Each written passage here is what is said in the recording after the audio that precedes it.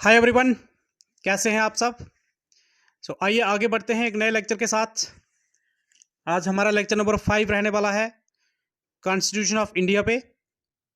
जैसा कि अभी तक हमने पढ़ा, कॉन्स्टिट्यूशन ऑफ इंडिया को फाइनल शेप में आते तक 1949 में जब हमारा कॉन्स्टिट्यूशन जो था फाइनली जो इनेक्ट किया गया, और 1950 में जब पूरे तरीके से इसको इम्प्लीमेंट कर दिया गया, तो उससे पहले जितनी सारी हैपनिंग्स हुई उसके बारे में हमने डिस्कस किया। किस तरीके से कंपनी रूल रहा, उसके बाद क्राउन रूल, और उसके बाद भारत के अंदर से एक आवाज़ आई कि जहाँ पे जो है इलेक्टेड गवर्नमेंट हो, जहाँ पे अपनी कॉन्स्टिट्यूट असेंबली हो, और सब्सिक्वेंटली किस तरीके से इंडिया जो था उसका विभाजन हो गया। इंडिया और पाकिस्तान अलग से दो डोमिनियंस बनाए गए, और फाइनली हमारी कॉन्स्टिट्यूट असेंबली ने 1949 को जो था वो कॉन्स्टिट्यूशन इनेक्ट कर दिया। कुछ प्रोविजंस उसके जो थे हमने पढ़ा कि 26 ऑफ नवंबर 1949 को जो थे वो लागू कर दिए गए, और फुली तौर पर जो था वो 26 ऑफ जैन 1950 को हमारा भारत का जो संविधान था वो लागू कर दिया गया। तो ये अभी तक हमने स्टूडेंट्स पढ़ा। आइए आगे बढ़ते हैं। आज मैं आपको पूरा बताने वाला हूँ कि भारत का संविधान जो था 1950 को जो इम्प्लीमेंट हुआ, उसका पूरा स्ट्रक्चर क्या था, उसके अंदर कितने आर्टिकल्स थे, उसके कितने पार्ट्स थे, कितने शेड्यूल्स में उसको बांटा गया था। ये सारी चीज़ें मैं आपको बताने वाला हूँ। और students with in 5 to 10 minutes जो है ये आपको सारा पूरा कॉन्स्टिट्यूशन में आज पढ़ाने वाला हूँ। इस लेक्चर के अंत तक बने रहिए, और अगर लेक्चर आपको इसमें कुछ आप हेल्पफुल लगे तो सब्सक्राइब, कमेंट और शेयर जरूर करें। तो आइए आइए स्टूडेंट्स आगे स्टार्ट करते हैं। जैसा कि मैंने आपको बताया कि ओरिजिनली हमारा कॉन्स्टिट्यूशन जब 1949 को इनेक्ट हो गया था, तो उस टाइम हमारे जहाँ पे कितने क्या क्या प्रोविजंस, क्या क्या उसमें रखा गया था उस कॉन्स्टिट्यूशन में। 395 आर्टिकल्स थे, प्रीएम्बल, 22 पार्ट्स और 8 शेड्यूल्स थे। तो स्टूडेंट्स, जैसा कि मैंने आपको बताया, प्रीएम्बल जो होता है first phase of the constitution हमारा, जो वो प्रीएम्बल कहलाता है। तो जब ओरिजिनली जो कॉन्स्टिट्यूशन फाइनल तैयार हो गया तो उसमें प्रीएम्बल था, उसके बाद 395 आर्टिकल्स थे। स्टूडेंट्स, आपने याद रखना है कि ओरिजिनली कितने थे। 22 पार्ट्स में उसको डिवाइड कर दिया गया था, और 8 शेड्यूल्स थे। तो स्टूडेंट्स, आगे आप जाके पढ़ोगे। अभी जो है हमारे जहाँ इंडिया के कॉन्स्टिट्यूशन में कुल जो है वो 12 शेड्यूल्स हैं, लेकिन ओरिजिनली जो थे वो 8 शेड्यूल्स थे। तो सब्सिक्वेंटली सारी चीज़ें आपको मैं वन बाई वन करके बताने वाला हूँ। फिलहाल आज का लेक्चर मेरा ये रहेगा कि क्योंकि किसी भी चीज़ को समझने के लिए पहले उसका पूरा स्ट्रक्चर जो है, उसकी पिक्चर जो हमारे माइंड में आनी चाहिए, हमें पता होना चाहिए कि हम किस चीज़ को पढ़ रहे हैं और कहाँ से स्टार्ट कर रहे हैं। तो इसलिए मैंने आज बेहतर समझा कि आपको पूरे कॉन्स्टिट्यूशन का जो है एक स्ट्रक्चर समझाया जाए, कॉन्स्टिट्यूशन की जो पिक्चर जो है आपके माइंड में बैठ जाए कि हमारा भारत का जो संविधान जो है, इंडिया का कॉन्स्टिट्यूशन जो है, हिंदुस्तान का आइन जो है, उसका स्ट्रक्चर क्या है, उसकी पिक्चर क्या है। तो आइए स्टूडेंट्स आगे बढ़ते हैं। प्रेजेंटली अगर हम बात करें तो अप्रॉक्सीमेटली अबाउट 470 के करीब आर्टिकल्स हैं, 25 पार्ट्स और 12 शेड्यूल्स जो हैं हमारे इस इंडिया के कॉन्स्टिट्यूशन के हैं। ये स्टूडेंट्स आपने याद रखना है। तो आइए आगे बढ़ते हैं। मैं आज बात करूंगा कॉन्स्टिट्यूशन के कुल कितने पार्ट्स थे। स्क्रीन पे आप स्टूडेंट्स देख रहे हैं कि मैंने इसको सीरियल वाइज जो आपको जहाँ पे स्क्रीन में दिखाने की कोशिश की है, 1 to 22 ये सारे, और इसके बाद इसके सब्जेक्ट मैटर और इसका आर्टिकल्स जो कवर्ड हैं। तो आइए स्टार्ट करते हैं। पार्ट 1 जो है, हम स्टार्ट करेंगे पार्ट 1 से। ये पार्ट्स आप सामने स्क्रीन पे जो देख रहे हैं, इसके नीचे जितने भी सारे ये हैं, ये हमारे कॉन्स्टिट्यूशन की जो है ये पार्ट्स हैं। पार्ट 1 जो है कॉन्स्टिट्यूशन ऑफ इंडिया का, वो किस पे है? The union and it's territories. जैसे आप देख रहे हैं, किस सब्जेक्ट मैटर क्या है? The union and it's territories.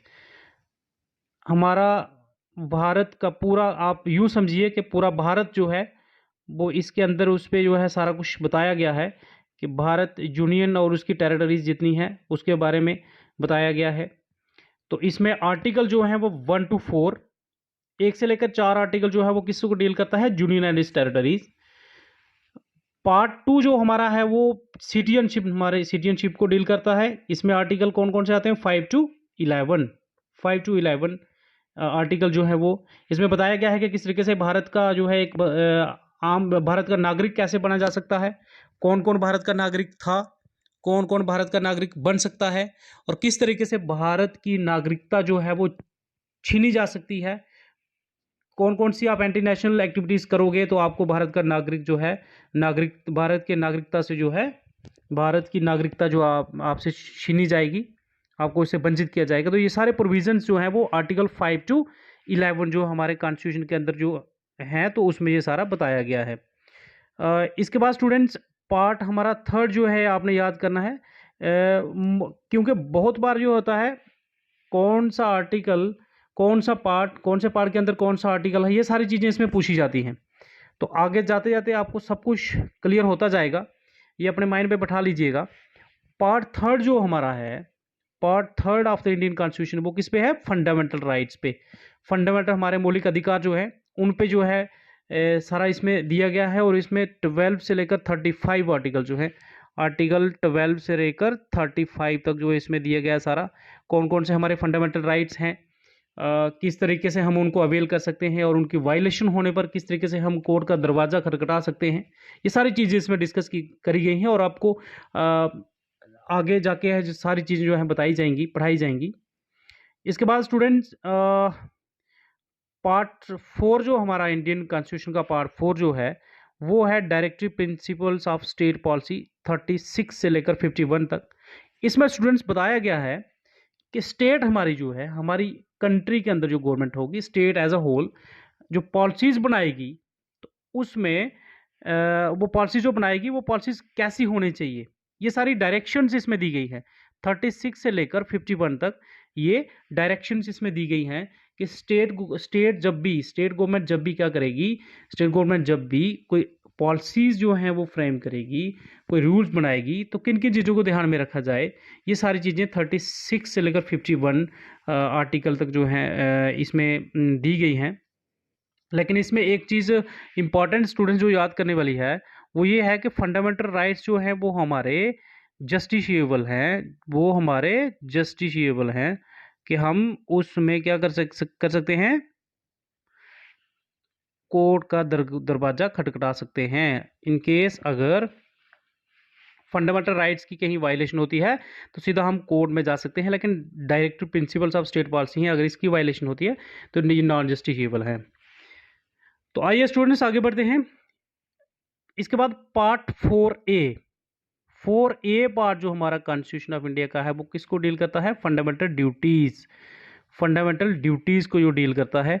इसमें आर्टिकल 51A, आगे जाके स्टूडेंट्स आपको बताया जाएगा कि 4A पार्ट जो था फंडामेंटल ड्यूटीज़ का, कब से इसको इंट्रोड्यूस किया गया, कितनी ड्यूटीज़ ओरिजिनली थी, बाद में कौन सी ड्यूटीज़, किस अमेंडमेंट के तहत ये ड्यूटीज़ सारी जो थी जो हमारे इस कॉन्स्टिट्यूशन में ऐड की गई, तो ये सारी चीज़ें विस्तार में आपको पढ़ाया जाएगा। यो किसी भी एग्जामिनेशन पॉइंट ऑफ व्यू से जो है इंपॉर्टेंट है, कोई भी एग्ज़ाम हो, हर एक एग्ज़ाम में जो चीज़ें सारी पूछी जाती हैं। और जैसे कि मैंने आपको बताया पॉलिटी जो है उसका किसी भी पेपर का मेजर चंक जो है वो पॉलिटी का रहता है। तो इसलिए स्टूडेंट्स जनरल अंडरस्टैंडिंग के लिए भी और किसी भी एग्ज़ाम को क्रैक करने के लिए भी आपको ये सारी चीज़ें जो है वो लर्न करनी पड़ेंगी। तो आइए आगे बढ़ते हैं।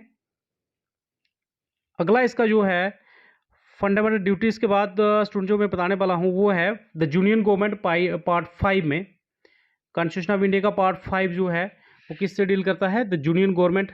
यूनियन मीन सेंटर की जो गवर्नमेंट है उसमें आर्टिकल 52 से लेकर 151 इसमें सारे दिए गए हैं। यूनियन गवर्नमेंट में कौन कौन होगा, कैसे वो फंक्शन करेगी, क्या क्या ड्यूटीज़ होंगी, क्या क्या रिस्पॉन्सिबिलिटीज होंगी, क्या क्या पावर्स होंगी, ये सारी चीज़ें जो है उसमें दी गई हैं। इसके बाद स्टूडेंट्स स्टेट गवर्नमेंट पार्ट 6 में दिया गया है। 152 से लेकर 237 तक जो है आर्टिकल्स इसमें जो है वो रखे गए हैं, 152 से लेकर 237 तक। तो इसके अंदर भी आपको आगे जाकर पढ़ाया जाएगा स्टेट गवर्नमेंट जो है वो उसकी कंपोजिशन क्या होगी, स्टेट गवर्नमेंट में कौन कौन होगा, किस किस आर्टिकल के तहत कौन कौन से गवर्नमेंट का ऑर्गन जो है, विंग जो है गवर्नमेंट का, कौन सा डिपार्टमेंट कैसे काम करेगा, ये सारी चीज़ें इसमें कौन सी मिनिस्ट्री कैसे काम करेगी, ये सारी चीज़ें इसमें डिस्कस की गई है। इसके बाद स्टूडेंट्स पार्ट 7 जो है इंडियन कॉन्स्टिट्यूशन का, तो उसमें क्या था, the states in part B of the first schedule, जिसको अभी डिलीट किया गया है, 238 ये आर्टिकल इसमें दिया गया था। हुआ क्या कि पहले क्या था, स्टेट्स को कैटेगराइज किया गया था, अलग अलग ए बी सी ऐसे करके अलग अलग कैटेगरीज में बांटा गया था। तो पार्ट 7 जो था वो किसको डील करता था, the states in part B of the first schedule. जैसे कि मैंने बताया, अभी हमारे जो हैं 12 कुल मिलाकर 12 शेड्यूल्स हैं, तो उसमें फर्स्ट शेड्यूल में जो थी वो कुछ पार्ट बी की स्टेट जो थी उनका जिक्र किया गया था। तो ये पार्ट जो था उसको डील करता था, जिसमें आर्टिकल 238 था, लेकिन अभी फ़िलहाल ये पार्ट ही डिलीट कर दिया गया है, क्योंकि स्टेट्स को जो था वो एक ही कैटेगरी में रखा गया, तो इसलिए ये भी आपको बताया जाएगा सारा। इसके बाद स्टूडेंट्स आइए आगे बढ़ते हैं, हम देखते हैं पार्ट 8 जो हमारा है वो है the union territories. Union territories जैसे अभी हम बात करें हमारे लद्दाख की बात करें, जम्मू कश्मीर की बात करें, दिल्ली की बात करें, अलग अलग हमारी जो यूनियन टेरिटरीज़ हैं, तो उसमें किस तरीके से गवर्नमेंट फंक्शन करेगी, क्या क्या प्रोविजंस होंगे, क्या क्या गवर्नमेंट फंक्शनरीज़ कैसे काम कर, ये सारी चीज़ें जो हैं इसमें दी गई हैं। 239 से लेकर 242 तक जो है ये आर्टिकल्स जो है ये डील करेंगे इस पार्ट को। उसके बाद पार्ट 9 में द पंचायत के बारे में दिया गया है, third year of the government जिसे कहते हैं, जिसे हम third year of the government कहते हैं। ये सारे जो हैं पार्ट 9 में दिया गया है। तो पार्ट 9 में आर्टिकल 243 से लेकर 243 ओ तक जो आर्टिकल्स हैं वो किसको डील करते हैं, पंचायत को। ये आपने याद रखना स्टूडेंट, द पंचायत जो है, पंचायत की क्या क्या प्रोविजंस होंगे, पंचायत कैसे ऑर्गेनाइज की जाएगी, पंचायत की क्या कंपोजिशन होगी, ग्राम सभाएं कैसे होगी, ऑडिट कैसे होगा, ये सारी चीज़ें जो हैं ये किस में दी गई हैं, पार्ट 9 में दी गई हैं। इसमें आर्टिकल 243 से लेकर 243 ओ तक जो है वो आर्टिकल रखे गए हैं। इसके बाद 9A जो हमारा पार्ट है इंडियन कॉन्स्टिट्यूशन का, वो तो है द म्यूनिसिपलिटीज़ पे। म्यूनिसिपलिटीज़ में 243P से लेकर 243Z तक जो आर्टिकल्स हैं वो इसमें रखे गए हैं। तो तमाम प्रोविजंस जो हैं किस तरीके से म्यूनसिपलिटीज़ और पंचायत जो है वो काम करेंगी, वो सारे प्रोविजंस जो हैं वो इसमें रखे गए हैं कॉन्स्टिट्यूशन के अंदर। किस किस अमेंडमेंट के तहत, जैसे 73rd और 74th अमेंडमेंट, उसके बारे में भी आपको डिटेल में बताया जाएगा किस तरीके से हमारे पंचायत को जो था वो एक थर्ड ईयर ऑफ गवर्नमेंट जो थी उसको कॉन्स्टिट्यूशनली एक रिकॉग्नाइज किया गया 73rd अमेंडमेंट के तहत, और उसके बाद 74th अमेंडमेंट जो थी म्यूनसिपलिटीज़, ये सारी चीज़ें आपको सब्सिक्वेंटली पढ़ाई जाएंगी। तो स्टूडेंट्स सबसे पहले आपको अपने माइंड में ये एक पिक्चर बना लेनी है कि कॉन्स्टिट्यूशन हमारा जो है वो असल में है क्या, टोटल पार्ट्स कितने हैं। यू जस्ट थिंक लाइक एक बुक है पूरी, मतलब बुक की तरह समझ लीजिए, और उसका एक फ्रंट पेज, पहला पेज जो है उसको हम प्रेम्बल मान लेंगे, और बाकी वाली बुक को हम अलग अलग पार्ट्स में, जैसे हमारे चैप्टर्स होते हैं वैसे हम डिवाइड कर लेंगे। जैसे 22 पार्ट्स मैंने आपको बताया, और उसके अंदर कौन कौन से आर्टिकल्स हैं, किस आर्टिकल के अंदर क्या लिखा है, ये ऐसे आप अपने माइंड में बैठा लीजिएगा। तो आइए अगला जो देखते हैं, पार्ट 10 जो है students, the schedule and tribal areas. कुछ शेड्यूल्ड और ट्राइबल एरियाज जो भारत के अंदर है, तो उसके बारे में जो है वो तमाम प्रोविजंस, उनको कैसे रेगुलेट किया जाएगा, वो उनकी सरकारें उन एरियाज़ को कैसे गवर्न किया जाएगा, उसके बारे में सारा प्रोविजन जो है वो पार्ट 10, और इसमें आर्टिकल जो है 244 से लेकर 244A तक आर्टिकल जो है वो इसको डील करते हैं। आइए नेक्स्ट वन हम डिस्कस करते हैं द मोस्ट इंपॉर्टेंट, मैं कहूँगा relations between the union and the states. Union government के, सेंट्रल गवर्नमेंट और स्टेट्स के बीच में क्या संबंध रहेंगे, कैसे वो है उनके रिलेशंस जो चलेंगे, वो सारा इसमें दिया गया है। आर्टिकल 245 से लेकर 263 मोस्ट इंपॉर्टेंट मैं कहूँ पूरे कॉन्स्टिट्यूशन में से अगर हम बात करें, तो ये पार्ट जो है पार्ट 11 जो है द मोस्ट इंपॉर्टेंट पार्ट है, और सारे इसके आर्टिकल्स जो हैं ये स्टूडेंट्स आपको बताए जाएंगे। तो इसमें पार्ट 11 के अंदर स्टेट और सेंटर्स के बीच में रिलेशंस कैसे रहेंगे, तो वो सारी चीज़ें इसमें डिस्कस की गई हैं। 245 से लेकर 263 तक जो है ये आर्टिकल्स जो है इसमें रखे गए हैं, कि इन आर्टिकल्स के अंदर सारा लिखा गया है। उसके बाद पार्ट 12 में finance, property, contracts and sweets 264 से लेकर 300A तक फाइनेंस के रिलेटेड, प्रॉपर्टी के रिलेटेड, कॉन्ट्रैक्ट्स एंड स्वीट्स जितनी भी सारी चीज़ें जो होंगी वो सारी उनके प्रोविज़न जो हैं वो आर्टिकल 264 से लेकर 300A तक जो है इसमें प्रोविज़न रखे गए हैं। पार्ट हमारा 13 जो है हमारा इंडियन कॉन्स्टिट्यूशन का, वो उसमें trade, commerce and intercourse with in territory of India. Trade commerce कैसे चलेगा, या intercourse with in territory of India, Bharat के अंदर सारे हम कॉमर्स वगैरह की जितनी ये ट्रेड वगैरह की सारी एक्टिविटीज़ जो हैं वो कैसे चलाएंगे, ये सारे प्रोविजन जो हैं वो आर्टिकल 301 से लेकर 307 तक जो हैं वो इसमें सारे प्रोविजंस रखे गए हैं। तो कुल मिलाकर जैसे आप स्टूडेंट्स देख रहे हैं कि सारी चीज़ें जो हैं वो ले डाउन है कॉन्स्टिट्यूशन में, सब चीज़ें जो हैं वो इसमें लिखा गया है कि कौन सी चीज़ कैसे रेगुलेट की जाएगी। आइए आगे बढ़ते हैं। इसके बाद हम पढ़ते हैं पार्ट 14 जो हमारे कॉन्स्टिट्यूशन का पार्ट 14 जो है उसमें है services under the union and the states. Union government और स्टेट्स गवर्नमेंट्स के अंदर कौन कौन सी सर्विसेज हैं, कैसे उनको रेगुलेट किया जाएगा, कैसे चलाया जाएगा, वो 308 से लेकर 323 आर्टिकल जो है इनके बीच में सारे प्रोविजंस हैं। फिर उसके बाद ट्रिब्यूनल्स जो हैं, ट्रिब्यूनल सेट किए जाएंगे, किस तरीके से किस डिस्प्यूट को हल करने के लिए अलग अलग ट्रिब्यूनल्स जो सेट किए जाते हैं, तो वो सारे 323A से लेकर 320V तक। उसके बाद इलेक्शंस जो हैं, इलेक्शन कैसे पूरे इंडिया में जो था पार्लियामेंट्री इलेक्शंस कैसे करवाई जाएंगी, स्टेट इलेक्शंस कैसे करवाई जाएंगी, उसमें इलेक्शन कमीशन का क्या रोल रहेगा, ये सारी चीज़ें जो है आर्टिकल 324 से लेकर 329A तक इसमें दी गई हैं। और पार्ट 15 स्टूडेंट्स आपने याद रखना है, पार्ट 15 जिसमें इलेक्शंस के प्रोविजंस हैं, तो आर्टिकल 324 से लेकर 329A तक जो है इसमें कवर किया गया है। तो आइए आगे बढ़ते हैं स्टूडेंट्स। बहुत ही इंटरेस्टिंग टॉपिक जो है वो हम आगे कवर करने वाले हैं। इसके बाद students special provision relating to certain classes, तो कुछ स्पेशल क्लासेस जो है इंडिया के अंदर अलग अलग कैटेगरीज के अलग अलग क्लासेस जो हैं उनके लिए कुछ स्पेशल प्रोविजंस रखे गए हैं। तो उसमें आर्टिकल 330 से लेकर 342A तक जो है ये आर्टिकल्स उसमें रखे गए हैं कि special provision relating to certain classes जो इंडिया के अंदर अलग अलग कैटेगरीज की जो हैं वो उनके लिए जो है, तो ये सारे आपको बताया जाएगा सबसिक्वेंटली अलग अलग लेक्चर में बताया जाएगा। अभी आप माइंड में यूँ रखिए कि कुल मिला के कितने हमारे यहाँ पे कितने पार्ट्स हैं, कितने आर्टिकल्स हैं और कौन कौन सा आर्टिकल किसको डील करता है।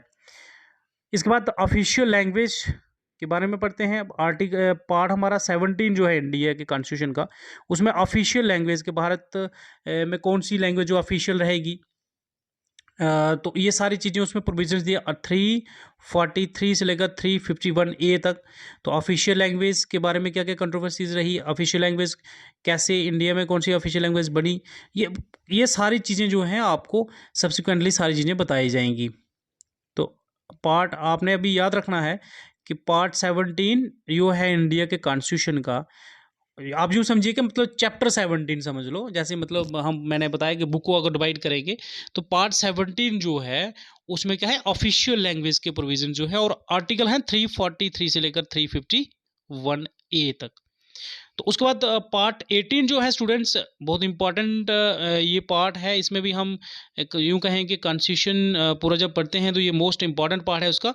एमरजेंसी प्रोविजंस कुछ रखे गए हैं, जैसे 352 से लेकर 360 तक जो है 3 किस्म की अलग अलग जो है फाइनेंशियल एमरजेंसी, जैसे प्रेसिडेंट रूल लगता है या नेशनल एमरजेंसी जो लगाई जाती हैं, तो अलग अलग आर्टिकल्स के तहत वो आपको बताया जाएगा किस आर्टिकल तहत कौन सी। जैसे 360 में हम फाइनेंशियल एमरजेंसी लगाते हैं, जैसे 360 में हम फाइनेंशियल एमरजेंसी लगती है इंडिया के अंदर।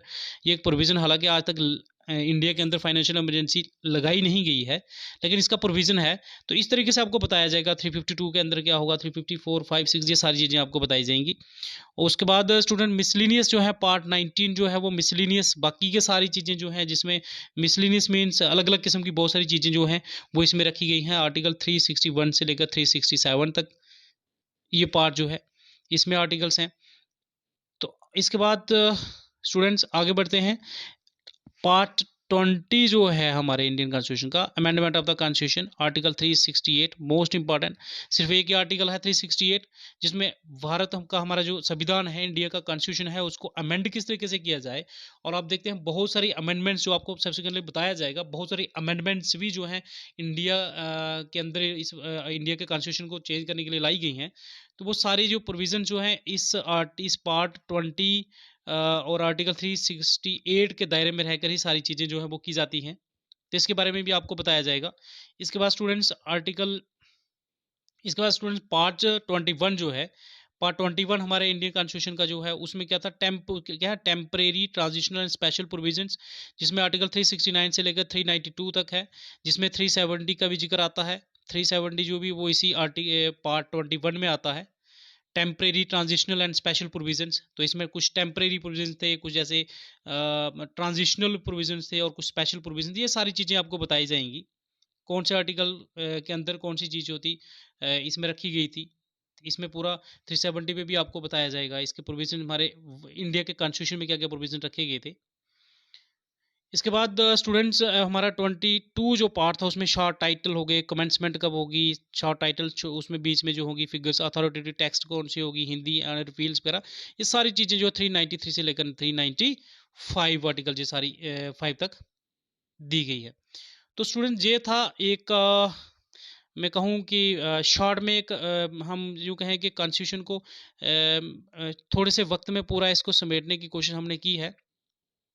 तो आप जो है पूरा अपने ध्यान में, पूरे माइंड में ये पूरा एक खाका इसका जो है अपने माइंड में बना के रखिए कि किस तरीके से हम हमारे कॉन्स्टिट्यूशन का ओरिजिनली हमारे कॉन्स्टिट्यूशन में कितने पार्ट्स थे, कितने उसमें आर्टिकल्स थे, कौन सा आर्टिकल जो है, कौन सा पार्ट उसके अंदर, कौन सा सब्जेक्ट मैटर क्या है, कौन से आर्टिकल जो है उसको डील करते हैं।